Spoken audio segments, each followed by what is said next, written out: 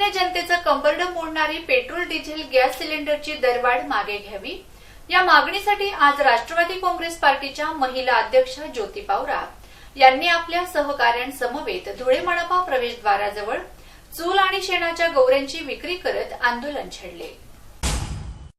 भाजपाने मतदारांना अच्छे दिन दाखविण्याचे आमिष दाखवून भूलथापा देऊन केंद्रात सत्ता मिळवली, परंतु सत्तेवर आरूढ होताच सत्ताधाऱ्यांनी पेट्रोल, डिझेल, गॅस सिलेंडर, अन्नधान्य यांच्या किमती वाढवून सर्वसामान्य जनतेची गळचेपी सुरू केली आहे।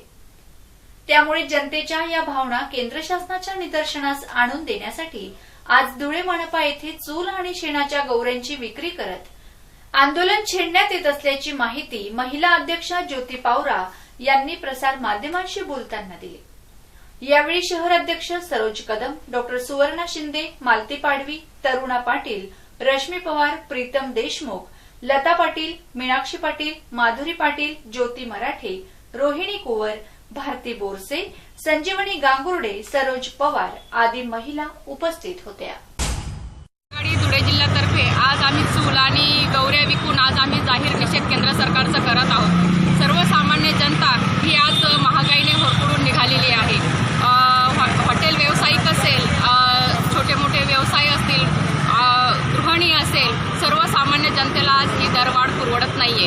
डिझेल, गॅस सतत पार करत आहे आणि गॅस भाववाढ आहे हे आता धुळे जिल्ह्याला 820 रुपयाने मिळत आहे। आणि जी सरकार आज खोटं बोलून केंद्रात सत्तेवर गेलेली आहे, नक्कीच त्यांना पुढच्या निवडणुकीमध्ये राष्ट्रवादी महिला आघाडीतर्फे आम्ही त्यांचा जाहीर निषेध करत आहोत। लवकरच आम्ही त्यांना पाय उतार हे त्यांना त्यांच्या सत्तेच्या याच्यावरून यावंच लागेल, कारण फक्त विरोधकांवर टिप्पणी ते करत असतात, पण कधी महागाईचं नियंत्रण आणण्यासाठी ते काहीही करत नाही।